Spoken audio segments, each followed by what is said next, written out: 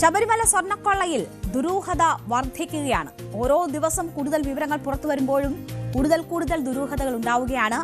വിദേശ വ്യവസായിയുടെ മൊഴിയാണ് ഇപ്പോൾ കൂടുതൽ ദുരൂഹതകൾ ഉയർത്തുന്നത്. 4 പഞ്ചലോഹ വിഗ്രഹങ്ങൾ കടത്തി എന്നാണ് രമേശ് ചെന്നിത്തല സൂചിപ്പിച്ച വ്യവസായി വെളിപ്പെടുത്തൽ നടത്തിയിരിക്കുന്നത്. ഇത് ശബരിമലയിലേതാണോ എന്നതുൾപ്പെടെയുള്ള കാര്യങ്ങൾ ഇനി അന്വേഷണത്തിലൂടെ കണ്ടെത്തേണ്ടതാണ്. ഈ കൂടുതൽ അന്വേഷണങ്ങൾ ഇതുമായി ബന്ധപ്പെട്ട് ഉണ്ടാകുമെന്നതാണ് നമ്മൾ മനസ്സിലാക്കുന്നത്. സംഭവത്തിൽ ദുരൂഹത വർദ്ധിക്കുമ്പോൾ അന്വേഷണത്തിന് കൂടുതൽ ഏജൻസികൾ എത്താനുള്ള സാധ്യത കൂടി കൂടുന്നുണ്ട്. സ്വർണ്ണക്കൊള്ളയുമായി ബന്ധപ്പെട്ട കേസ് ഏറ്റെടുക്കാൻ തയ്യാറാണെന്ന് CBI ഇന്ന് ഹൈക്കോടതിയെ അറിയിച്ചിരിക്കുന്ന സാഹചര്യമുണ്ട്. കേസിലെ സാമ്പത്തിക ഇടപാടുകൾ എൻഫോഴ്സ്മെന്റ് ഡയറക്ടറേറ്റും ഇപ്പോൾ അന്വേഷിക്കാനുള്ള തയ്യാറെടുപ്പുകൾ നടത്തുന്നുണ്ട് എന്ന് നമുക്കറിയാം. അപ്പോൾ എന്താണ് ഇതുമായി ബന്ധപ്പെട്ട് സംഭവിച്ചതെന്ന് വിശദമായി തന്നെ നോക്കിയാൽ, കോൺഗ്രസ് നേതാവ് രമേശ് ചെന്നിത്തലയുമായി ബന്ധമുള്ള പ്രവാസി വ്യവസായി പ്രത്യേക അന്വേഷണ സംഘത്തിന് നൽകിയ മൊഴിയാണ് ഇപ്പോൾ, അതിന്റെ ഉള്ളടക്കമാണ് ഇപ്പോൾ പുറത്തു വന്നിരിക്കുന്നത്. അതിലാണ് വിഗ്രഹ കടത്തിനെ കുറിച്ചുള്ള വിവരങ്ങൾ വരുന്നത്. സ്വർണ്ണ കവർച്ച കേസിലെ 1-ാം പ്രതി ഉണ്ണികൃഷ്ണൻ പോറ്റിയാണ് ഇതിലും ഇടനിലക്കാരനായി നിന്നതെന്നാണ് ഈ വ്യവസായി മൊഴി നൽകിയിരിക്കുന്നത്. ഈ മൊഴിയുടെ അടിസ്ഥാനത്തിൽ ഒരാളുടെ രംഗപ്രവേശം കൂടി ഈ കേസിൽ ഉണ്ടാവുകയാണ്. ഡി മണി എന്ന ഒരാളാണ് പുതുതായി പരാമർശിക്കപ്പെട്ടിരിക്കുന്നത്. ആരാണ് ഈ ഡി മണി? ഈ ഉണ്ണികൃഷ്ണൻ പോറ്റി ഇടനിലക്കാരനായി നിന്ന് നടത്തിയ വിഗ്രഹക്കടത്തിൽ വിഗ്രഹങ്ങൾ വാങ്ങിയത് ഡി മണി എന്നറിയപ്പെടുന്ന ചെന്നൈ സ്വദേശിയാണ് എന്നതാണ് പ്രവാസി വ്യവസായി മൊഴിയിൽ പറയുന്നത്. ഡി മണി ആരാണ് എന്നതിനെക്കുറിച്ചും SITക്ക് വിവരം ഈ വ്യവസായി കൈമാറിയിട്ടുണ്ട് എന്നതാണ് മനസ്സിലാക്കാൻ കഴിയുന്നത്. ഈ വ്യവസായി പരാമർശിച്ച ഡി മണി പുരാവസ്തു കടത്ത് സംഘത്തിന്റെ ഭാഗമാണെന്നാണ് അന്വേഷണ സംഘത്തിന് ലഭിച്ചിരിക്കുന്ന വിവരം. അപ്പോൾ 2019-2020 കാലഘട്ടത്തിലാണ് ഈ വിഗ്രഹക്കടത്തും നടന്നിരിക്കുന്നത് എന്നതാണ് മനസ്സിലാക്കുന്നത്. അങ്ങനെയാണ് വ്യവസായിയുടെ മൊഴിയിൽ പറയുന്നത്. 2020 ഒക്ടോബർ 26-ന് ഡി മണി തിരുവനന്തപുരത്ത് നേരിട്ടെത്തി ശബരിമലയുമായി അടുത്ത ബന്ധമുള്ള ഉന്നതനാണ് പണം കൈമാറിയതെന്നാണ് വിവരം ഉള്ളത്. ഉണ്ണികൃഷ്ണൻ പോറ്റിയും സ്ഥലത്തുണ്ടായിരുന്നു എന്ന് ഈ വ്യവസായി മൊഴി നൽകുന്നുണ്ട്. തിരുവനന്തപുരത്തെ സ്വകാര്യ ഹോട്ടലിലെത്തി കച്ചവടം ഉറപ്പിച്ച് പണം കൈമാറുകയും തുടർന്ന് 4 ഘട്ടങ്ങളിലായി പഞ്ചലോക വിഗ്രഹങ്ങൾ കൈമാറി എന്നതുമാണ് ഈ മൊഴിയിൽ പറയുന്നത്. മൊഴിയുടെ അടിസ്ഥാനത്തിൽ ശബരിമലയിൽ നിന്നാണോ വിഗ്രഹങ്ങൾ കടത്തിയതെന്നതുൾപ്പെടെയുള്ള കാര്യങ്ങൾ അന്വേഷിക്കേണ്ടെന്ന ഉത്തരവാദിത്തമാണ് അന്വേഷണ സംഘത്തിലേക്ക് വന്നു ചേരുന്നത്. അപ്പോൾ അതല്ല എങ്കിൽ, ശബരിമലയിൽ അതല്ല എങ്കിൽ സംസ്ഥാന വ്യാപകമായി തന്നെ പ്രധാനപ്പെട്ട ക്ഷേത്രങ്ങളിലെ വിഗ്രഹങ്ങൾ കവർച്ച ചെയ്യപ്പെട്ടോ എന്നൊരു വലിയ ചോദ്യം കൂടി ഇവിടെ ഉയരും. എന്തായാലും ശബരിമല സ്വർണ്ണക്കൊള്ളയിൽ അന്താരാഷ്ട്ര ബന്ധം ആദ്യമായി സംശയിച്ചത് ഹൈക്കോടതിയാണ്. ക്ഷേത്രങ്ങളിൽ നിന്നും മറ്റും പുരാവസ്തുക്കളും വിഗ്രഹങ്ങളും കൊള്ളയടിച്ച് കടത്തുന്ന സുഭാഷ് കപൂറിന്റെ രീതിക്ക് സമാനമായ കൊള്ളയാണ് ശബരിമലയിൽ ഉണ്ണികൃഷ്ണൻ പോറ്റി നടത്തിയതെന്നായിരുന്നു അന്ന് ഹൈക്കോടതി പരാമർശിച്ചത്. ആരോപണവുമായി പിന്നീട് രമേശ് ചെന്നിത്തല രംഗത്തെത്തുന്നത് നമ്മൾ കണ്ടു. കള്ളക്കടത്ത് സംഘങ്ങൾക്ക് ശബരിമല സ്വർണ്ണമോഷണ കേസുമായി ബന്ധം അന്വേഷിക്കണമെന്നാവശ്യപ്പെട്ട് രമേശ് ചെന്നിത്തല രംഗത്ത് വരുന്നതാണ് നമ്മൾ പിന്നീട് കണ്ടത്. അത് ചില വിവരങ്ങൾ അദ്ദേഹത്തിന് ലഭിച്ചതിന്റെ അടിസ്ഥാനത്തിലായിരുന്നു. പ്രത്യേക അന്വേഷണ സംഘത്തെ നയിക്കുന്ന ADGP വെങ്കിടേഷിന് രമേശ് ചെന്നിത്തല ഈ കാര്യങ്ങൾ ചൂണ്ടിക്കാട്ടി കത്ത് നൽകി.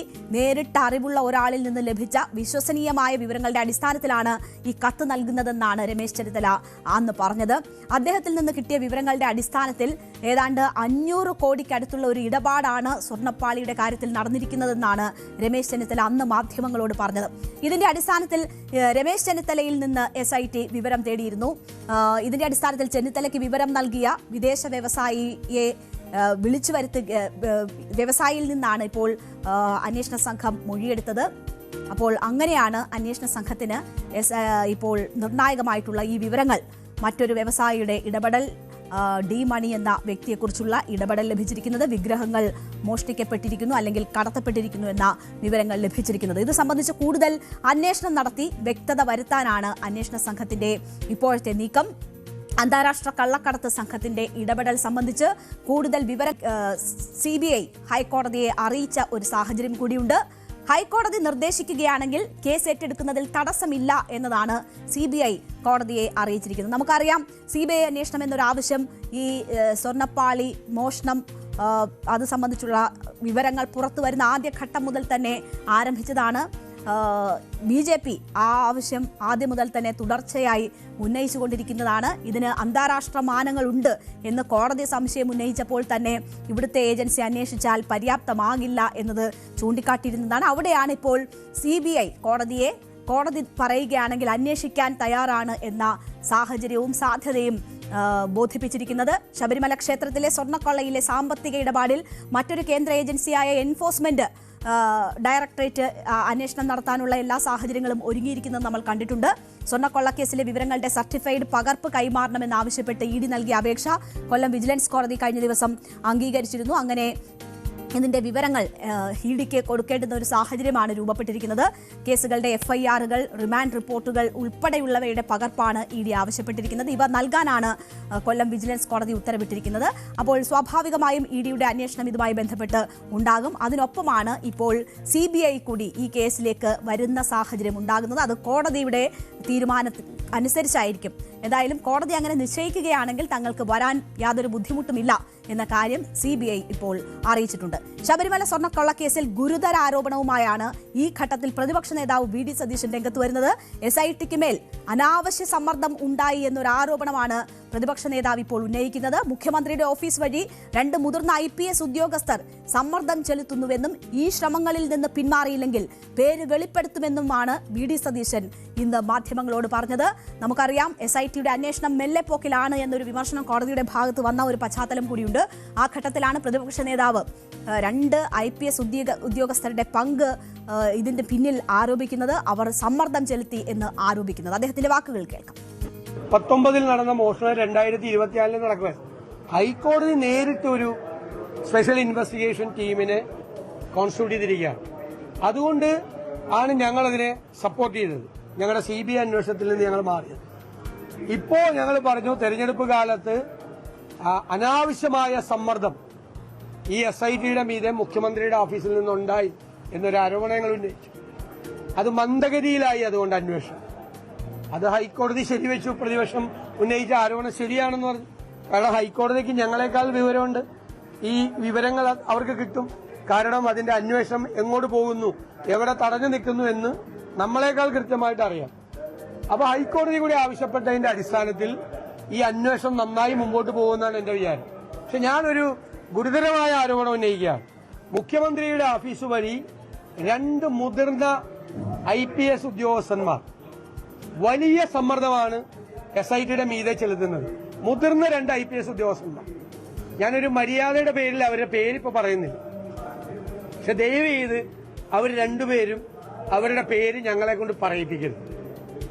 മുഖ്യമന്ത്രിയുടെ ഓഫീസ് ചുമതലപ്പെടുത്തിയ 2 മുതിർന്ന IPS ഉദ്യോഗസ്ഥർ SITയുടെ മീതെ, SITയിലെ ഉദ്യോഗസ്ഥന്മാർക്ക് മീതെ അനാവശ്യമായ സമ്മർദ്ദം ചെലുത്തുകയും അവരെ സ്വാധീനിക്കാൻ ശ്രമിക്കുകയും ചെയ്യാം. ദയവീത് അവരതിൽ നിന്ന് പിന്മാറണം. അവർ പിന്മാറിയില്ല എങ്കിൽ ആ പേര് വെളിപ്പെടുത്തും, ആ പേര് വിവരങ്ങൾ വെളിപ്പെടുത്തും എന്ന് കൂടിയാണ് VD സതീശൻ ഇന്ന് മാധ്യമങ്ങൾക്ക് മുന്നിൽ പറഞ്ഞിരിക്കുന്നത്. എന്തായാലും ശബരിമല സ്വർണ്ണക്കൊള്ളയുമായി ബന്ധപ്പെട്ട് വളരെ ഗൗരവമുള്ള വിവരങ്ങളാണ് ഇപ്പോൾ പുറത്തു വരുന്നത്. അത് മാത്രവുമല്ല, ശബരിമലയ്ക്ക് പുറത്തുള്ള ക്ഷേത്രങ്ങളിലും സമാനമായ നിലയിൽ കവർച്ചകൾ നടന്നോ എന്ന സംശയം കൂടി ഈ ഘട്ടത്തിൽ ഉണ്ടാവുകയാണ്. എന്തായാലും ഈ കേസുമായി ബന്ധപ്പെട്ട വളരെ പ്രധാനപ്പെട്ട ഇപ്പോൾ കസ്റ്റഡിയിലുള്ള ഒരു വ്യക്തിയാണ് സ്വർണ്ണ വ്യാപാരി ഗോവർദ്ധന്റെ 2 ജാമ്യാപേക്ഷകളിൽ ഇപ്പോൾ ഹൈക്കോടതി ഇന്ന് റിപ്പോർട്ട് തേടിയിരിക്കുകയാണ്. മറുപടി നൽകാൻ SITക്ക് ഹൈക്കോടതി നിർദ്ദേശം നൽകിയിട്ടുണ്ട്. ജാമ്യാപേക്ഷ അവധിക്കാലത്തിന് ശേഷം പരിഗണിക്കാനായി ഹൈക്കോടതി മാറ്റിയിട്ടുമുണ്ട്. തനിക്ക് സ്വർണ്ണക്കൊള്ളയിൽ ഒരു പങ്കുമില്ല എന്നതാണ് ഗോവർദ്ധൻ പറഞ്ഞിട്ടുള്ളത്. സ്പോൺസർ എന്ന നിലയിൽ 2019 മുൻപ് പലപ്പോഴായി 84 ലക്ഷം രൂപയുടെ സംഭാവന ശബരിമലയ്ക്ക് നൽകിയിട്ടുണ്ട് എന്ന് ഗോവർദ്ധൻ ഈ ഹർജിയിൽ പറയുന്നുണ്ട്. ഉണ്ണികൃഷ്ണൻ പോറ്റിയിൽ നിന്ന് 400 ഗ്രാമിലധികം സ്വർണ്ണമാണ് തനിക്ക് ലഭിച്ചത്. ഇത് ശബരിമലയിലെ സ്വർണ്ണമാണ് എന്ന് തിരിച്ചറിഞ്ഞ ഉടൻ തന്നെ DDI 10 ലക്ഷവും 10 പവന്റെ ഒരു മാലയും ശബരിമലയ്ക്ക് സംഭാവനയായി നൽകിയിട്ടുണ്ട്. അതുകൊണ്ട് തന്നെ തനിക്ക് ആ കവർച്ചയുമായി യാതൊരു ബന്ധവുമില്ല എന്നതാണ് ഗോവർദ്ധൻ ചൂണ്ടിക്കാട്ടിയത്. ആകെ 1.5 കോടിയിലധികം രൂപ ശബരിമലയിലേക്ക് നൽകിയിട്ടുണ്ട് എന്ന് പറയുന്നു. തട്ടിപ്പായിരുന്നു ലക്ഷ്യമെങ്കിൽ ഇത്രയും തുക സംഭാവന നൽകില്ലായിരുന്നുവല്ലോ എന്നും ഗോവർദ്ധൻ ഈ ജാമ്യാപേക്ഷയിൽ ചൂണ്ടിക്കാട്ടുന്നുണ്ട്. എന്തായാലും കോടതി അത് അവധിക്ക് ശേഷം പരിഗണിക്കാനാണ് ഇപ്പോൾ മാറ്റിയിരിക്കുന്നത്. നമുക്കറിയാം, ശബരിമലയിലെ സ്വർണ്ണക്കൊള്ളയുമായി ബന്ധപ്പെട്ട് ഓരോ വിവരങ്ങൾ പുറത്തു വരുമ്പോഴും ശബരിമല സ്വർണ്ണക്കൊള്ളയുടെ ഗ്രാവിറ്റി കൂടിക്കൊണ്ടിരിക്കുകയാണ്. അന്താരാഷ്ട്ര കള്ളക്കടത്ത് സംഘത്തിന്റെ ഇടപെടൽ സംബന്ധിച്ചുള്ള സംശയങ്ങൾ ശക്തമാവുകയാണ്. അന്വേഷണം ഈ ഘട്ടത്തിൽ സത്യസന്ധമായി മുന്നോട്ട് പോകണം എന്നതാണ് ഏറ്റവും അത്യാവശ്യമായിട്ടുള്ളത്. പക്ഷേ അവിടെ നിലവിൽ സംസ്ഥാന പോലീസ് രൂപീകരിച്ച പ്രത്യേക അന്വേഷണ സംഘം നടത്തുന്ന അന്വേഷണം മന്ദഗതിയിലാണ് എന്ന് കോടതി തന്നെ നിരീക്ഷിച്ച ഒരു സാഹചര്യമുണ്ടായിരുന്നു. ഇപ്പോൾ പ്രതിപക്ഷ നേതാവ് അവർ നേരത്തെ തന്നെ ആ ആരോപണം ഉന്നയിച്ചിരിക്കുന്നു. ഇപ്പോൾ അതിൽ ഇടപെടൽ നടത്തുന്നത് 2 IPS ഉദ്യോഗസ്ഥരാണ് എന്ന ഒരു കാര്യം മുന്നോട്ട് വെച്ചിരിക്കുക കൂടിയൊക്കെയാണ്. ഈ സാഹചര്യത്തിൽ മറ്റേതെങ്കിലും ഏജൻസികൾ അന്വേഷിക്കണമോ എന്ന കാര്യത്തിൽ കൃത്യമായ പരിശോധനകൾ ഉണ്ടാകണം. അത് കോടതിയായിരിക്കും പരിശോധിക്കുക. ഉചിതമായ തീരുമാനം കോടതിയുടെ ഭാഗത്തു നിന്നും ഉണ്ടാകും എന്ന് നമുക്ക് പ്രതീക്ഷിക്കാം. അയ്യപ്പനോ കോടതിയോ ഇവർ രണ്ടും മാത്രമേ ഉള്ളൂ രക്ഷിക്കാൻ. എന്തായാലും അങ്ങനെ കാര്യങ്ങൾ ശരിയായ വഴിക്ക് നീങ്ങട്ടെ എന്ന് ആശിക്കാൻ മാത്രമേ നിവർത്തിയുള്ളൂ.